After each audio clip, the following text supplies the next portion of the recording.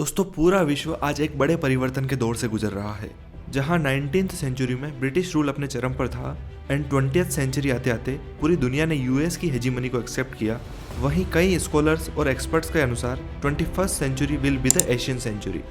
इस Asian century के concept के दो मेजर फोर्सेस हैं, इंडिया एंड चाइना। पिछले कुछ सालों में इंडिया और चाइना की रैपिड इकोनॉमिक ग्रोथ के कारण ग्लोबली एक नई टर्म पॉपुलर हो रही है, that is dragon elephant competition. यहाँ ड्रैगन चाइना को रिप्रेजेंट करता है एंड एलिफेंट इंडिया को। दुनिया भर में ऐसा माना जा रहा है कि India and China economic competitors हैं, बट एज एन इंडियन हमारे माइंड में एक नेचुरल क्वेश्चन आता है कि क्या ये कॉम्पिटिशन रियल है या नहीं। चलिए इस क्वेश्चन से रिलेटेड कुछ स्टेट्स देखते हैं, पर उससे पहले मैं आपको कुछ टर्म्स क्लियर कर देता हूँ, जैसे जीडीपी, ग्रॉस डोमेस्टिक प्रोडक्ट। किसी देश में एक साल में जितना भी गुड्स एंड सर्विसेज का जनरेशन होता है, उनकी मॉनेटरी वैल्यू को जीडीपी कहा जाता है। फॉर एग्जाम्पल, किसी देश में हर साल 10 स्वेटर्स बनाए जाते हैं। एक स्वेटर की कीमत मान लो आप 100 रुपए है, तो 10 स्वेटर की कीमत हुई 1000 रुपए, तो 1000 रुपए उस देश की जीडीपी है। वहीं एक और टर्म आती है per capita income. Simple words में इसका मतलब है कि किसी देश में एक व्यक्ति साल में एवरेज कितने पैसे कमाता है, उसे पर कैपिटा इनकम कहते हैं। चलिए वापस टॉपिक पर आते हैं। बात हो रही थी इंडिया एंड चाइना के कंपटीशन की। साल 2023 में इंडिया की जीडीपी थी $3.73 trillion, but at the same time 2023 में चाइना की जीडीपी थी $18 trillion. It means Chinese economy Indian economy से 6 टाइम्स बड़ी है।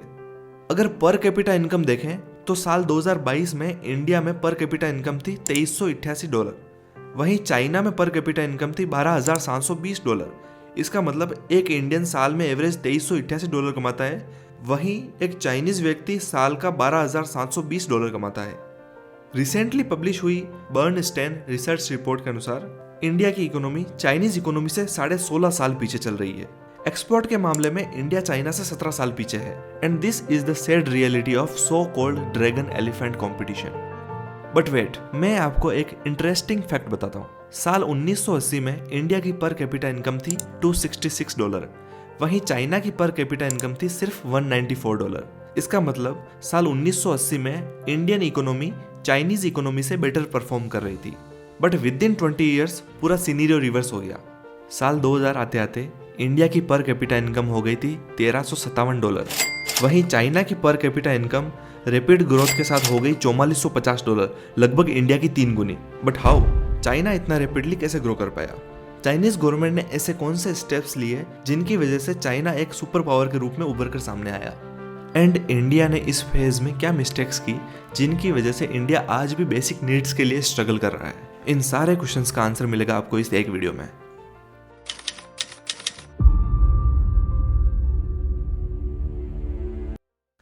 अगर आपको यहाँ तक वीडियो पसंद आया हो तो वीडियो को लाइक करो, एंड चैनल पर नए हो तो चैनल को सब्सक्राइब करो, and don't forget to share with your friends. चलिए शुरू से शुरू करते हैं। साल 1947 में इंडिया को ब्रिटिश रूल से आज़ादी मिलती है, और उसके 2 साल बाद 1949 में कम्युनिस्ट रिवॉल्यूशन के बाद पीपल्स रिपब्लिक ऑफ चाइना का फॉर्मेशन होता है। जहां इंडिया ने इंडिपेंडेंस के बाद मिक्स्ड इकोनॉमी का मॉडल अपनाया, वहीं चाइना ने कम्युनिस्ट इकोनॉमी को अपनाया। इंडिया एंड चाइना दोनों ही देशों ने फॉरेन इन्वेस्टमेंट को बैन कर रखा था, और दोनों ही देश ग्लोबलाइजेशन का अपोज कर रहे थे, और इसके परिणाम स्वरूप आजादी के कुछ ही सालों में इंडिया एंड चाइना पर आर्थिक संकट का खतरा मंडरा रहा था। साल 1976 में चाइना के प्रेसिडेंट माओ जेडोंग की मृत्यु हो जाती है। माओ जेडोंग की मौत के बाद चाइना में इकोनॉमिक रिफॉर्म्स की डिमांड बढ़ने लगी। चाइना की खराब आर्थिक स्थिति के कारण साल 1978 में चाइना में बड़े लेवल पर इकोनॉमिक रिफॉर्म्स किए गए, और चाइना भी इंडस्ट्रियलाइजेशन एंड ग्लोबलाइजेशन की दौड़ में शामिल हो गया। इन रिफॉर्म्स के तहत चाइना ने सबसे पहला रिफॉर्म एग्रीकल्चर के अंदर किया। 1978 से पहले चाइना में कलेक्टिव फार्मिंग को फॉलो किया जाता था। कलेक्टिव फार्मिंग के अंदर सभी किसान आपस में मिलकर साथ में खेती करते थे, और जो भी पैदावार होती थी उसे गवर्नमेंट को सौंप देते थे। गवर्नमेंट के पास जितना भी अनाज आता था, गवर्नमेंट उसको सभी किसानों में इक्वली डिस्ट्रीब्यूट करती थी। बट इवेंचुअली इससे हुआ क्या कि जो फार्मर्स एक्स्ट्रा मेहनत करते थे उन्हें कोई एक्स्ट्रा रिवॉर्ड नहीं मिलता था, और धीरे धीरे सभी फार्मर्स को लगने लगा कि जब सरकार सब में इक्वल डिस्ट्रीब्यूट कर ही रही है तो फिर मैं एक्स्ट्रा मेहनत क्यों करूं, और फार्मर्स धीरे धीरे काम चोरी करने लगे, और इससे अल्टीमेटली चाइना के ग्रेन प्रोडक्शन में काफ़ी बड़ी गिरावट देखने को मिली। तो इन 1978 के रिफॉर्म्स के तहत कलेक्टिव फार्मिंग को ख़त्म कर दिया एंड इंडिविजुअल फार्मिंग को प्रमोट किया गया। इसका मतलब अब जो किसान ज़्यादा मेहनत करेगा उसे ज़्यादा अनाज मिलेगा। और काफ़ी कम टाइम में इस रिफॉर्म के रिजल्ट सामने आने लग गए। चाइना का एग्रीकल्चर आउटपुट बढ़ा। जब चाइना की एग्रीकल्चर सशक्त हुई तो वहाँ की जो इंडस्ट्रीज थी उनको ग्रो करने का मौका मिला। एग्रीकल्चर में रिफॉर्म्स के बाद चाइना ने गवर्नमेंट एंटरप्राइजेज में रिफॉर्म किए।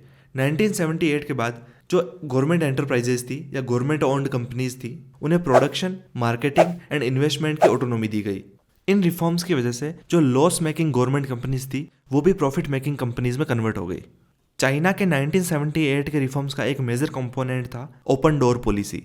1978 से पहले चाइना की इकोनॉमी एक क्लोज्ड इकोनॉमी हुआ करती थी और चाइना की जीडीपी में फॉरेन ट्रेड का शेयर सिर्फ 7% था, पर 1998 आते आते ये शेयर 37% तक इंक्रीज हो गया। ओपन डोर पॉलिसी के तहत चाइना में एक्सपोर्ट्स को प्रमोट किया गया। बाहर से आने वाले रॉ मटेरियल पर इंपोर्ट ड्यूटी खत्म कर दी गई क्योंकि वो रॉ मटेरियल आगे जाके प्रोसेस होकर फिर से चाइना से एक्सपोर्ट होने वाला था और इससे चाइना का एक्सपोर्ट को बूस्ट मिला। इसके अलावा चाइना ने फॉरेन इन्वेस्टर्स को प्रमोट किया, उनको चाइना में इंडस्ट्रीज सेटअप करने के लिए इन्वाइट किया और चाइना की टैक्स रिबेट की पॉलिसी एंड चीप लेबर की वजह से कई सारी फॉरेन कंट्रीज चाइना की तरफ अट्रैक्ट हुई और इसके परिणाम स्वरूप जो चाइना का एफडीआई 1978 में 1 बिलियन से भी कम था वो 1998 आते आते $30 बिलियन तक पहुंच गया। Within 20 years China became hub for foreign direct investment. इन सभी रिफॉर्म्स के अलावा चाइना ने एक मेजर रिफॉर्म किया उनके प्राइस सिस्टम में। 1978 से पहले चाइना में गुड्स की प्राइस गवर्नमेंट के द्वारा डिसाइड की जाती थी, बट आफ्टर रिफॉर्म्स चाइना में मार्केट फोर्सेस के द्वारा प्राइस डिसाइड की जाने लगी। मार्केट फोर्सेस से मेरा मतलब है डिमांड एंड सप्लाई। जब किसी चीज़ की डिमांड बढ़ती है और सप्लाई कम होती है तो उस चीज़ की प्राइस बढ़ती है, और जब सप्लाई ज़्यादा होती है और डिमांड कम होती है तो उस चीज़ की प्राइस घटती है, और यही मार्केट फोर्स दुनिया में प्राइसेस डिसाइड करते हैं। और इन सभी रिफॉर्म्स की वजह से चाइना में हैवी इंडस्ट्रियलाइजेशन हुआ। जब चाइना इतने बड़े रिफॉर्म्स कर रहा था वहीं दूसरी ओर इंडिया कुछ मिस्टेक्स कर रहा था जिनकी वजह से आज इंडिया चाइना से काफ़ी ज़्यादा पीछे रह गया। चलिए देखते हैं इंडिया के द्वारा उस टाइम कौन कौन सी गलतियां की गई। इंडिया में साल 1966 में इंदिरा गांधी प्राइम मिनिस्टर बनती है। इंदिरा गांधी ने पीएम बनने के बाद banks, industries, private sector in सब का बहुत बड़े लेवल पर नेशनलाइजेशन किया। इंदिरा गांधी के इन स्टेप्स की वजह से प्राइवेट सेक्टर को एक बड़ा सेटबैक लगा। फिर कुछ समय बाद 1975 से लेकर 1977 तक इंडिया में नेशनल इमरजेंसी लगी रही। नेशनल इमरजेंसी खत्म होने के बाद इंडिया में पॉलिटिकल इनस्टेबिलिटी का दौर चालू होता है।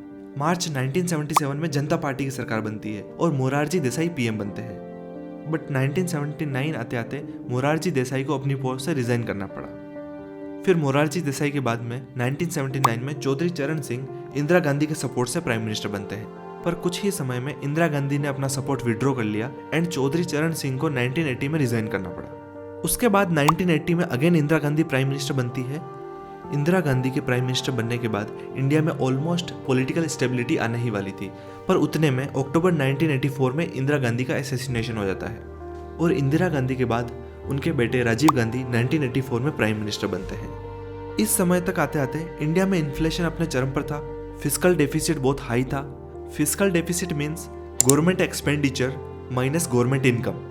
फिस्कल डेफिसिट हाई होने की वजह से जब भी सरकार को पैसे की कमी होती थी तो सरकार आरबीआई को नए नोट छापने का आदेश दे देती थी। नए नोट्स प्रिंट करने की वजह से इंडिया में इन्फ्लेशन काफ़ी ज़्यादा बढ़ गया और गवर्नमेंट अपनी कमाई का एक बड़ा हिस्सा लोन्स चुकाने, फूड पे सब्सिडी प्रोवाइड करने, फ्यूल, फर्टिलाइजर इन सब पर खर्च कर रही थी। और इन सब माल प्रैक्टिसेस की वजह से इंडिया में 1990 आते आते इकोनॉमिक क्राइसिस देखने को मिला। इंडिया के फॉरेक्स रिजर्व्स ऑलमोस्ट समाप्त हो गए थे और इंडिया के पास सिर्फ 15 दिन के फॉरेक्स रिजर्व्स बचे थे और आईएमएफ से लोन बेल आउट करवाने के लिए इंडिया को मजबूरन अपना गोल्ड गिरवी रखना पड़ा। आईएमएफ ने लोन अप्रूव करने से पहले इंडिया के सामने कुछ कंडीशंस रखी और इन्हीं कंडीशंस की वजह से पीवी नरसिम्हा राव गवर्नमेंट ने 1991 में इकोनॉमिक रिफॉर्म्स इंट्रोड्यूस किए। जब इंडिया अपनी इकोनॉमी को ओपन कर रहा था तब चाइना ऑलरेडी पूरी दुनिया का ध्यान उसकी तरफ एकत्रित कर चुका था और चाइना ने एक मैन्युफैक्चरिंग इकोसिस्टम तैयार कर लिया था and this is the time where India lagged behind. जहां चाइना 1978 में इकोनॉमिक रिफॉर्म्स कर चुका था, इंडिया ऑलरेडी रिफॉर्म्स करने में चाइना से 13 साल पीछे था और जब इंडिया ने अपनी इकोनॉमी को ओपन किया तब चाइना ऑलरेडी एक इकोनॉमिक हब के रूप में डेवलप हो चुका था। हालांकि रिफॉर्म्स लेट लागू करना इंडिया की एकमात्र गलती नहीं थी। रिफॉर्म्स लागू करने के बाद भी इंडिया ने कुछ गलतियां की जिनकी वजह से आज इंडिया चाइना से बहुत पीछे रह गया। पहली गलती, जहां चाइना रोड्स, ट्रांसपोर्ट, कम्युनिकेशन में इन्वेस्ट कर रहा था वहीं इंडिया सोशल सेक्टर स्कीम्स में इन्वेस्ट कर रहा था। दूसरी गलती, जहां चाइना ने प्राइवेटाइजेशन को प्रमोट किया, इंडिया में प्राइवेटाइजेशन को नेगेटिवली देखा जाता है। इंडिया की तीसरी गलती, जहां चाइना ने स्किल बेस्ड एजुकेशन को प्रमोट किया, वहीं इंडिया में आज भी कोई स्किल बेस्ड एजुकेशन प्रोवाइड नहीं की जाती। इन सब के अलावा इंडिया का करप्शन एंड रेड टेपिज्म भी इंडिया की स्लो ग्रोथ के लिए जिम्मेदार है। But now India is changing, corruption in India gradually decreasing और इंडिया की ग्रोथ रेट कंटिन्यूसली इंक्रीज हो रही है। आफ्टर कोविड पीरियड इंडिया की growth rate all time high पर है and it is the green signal for India for upcoming opportunities to be the economic super power.